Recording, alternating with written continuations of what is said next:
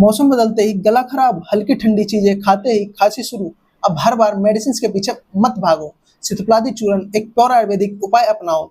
दिन में 2 बार आधा छोटा चम्मच सितोप्लादी चूर्ण 1 चम्मच शहद के साथ लेना है।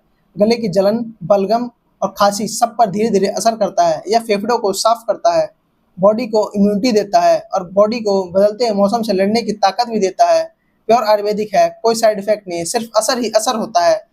अगर आपको यह वीडियो अच्छी लगी हो तो वीडियो को लाइक करें और शेयर करें और साथ ही ऐसे इन्फॉर्मेटिव वीडियोस को देखने के लिए हमारे चैनल को भी सब्सक्राइब करें। Thank you so much.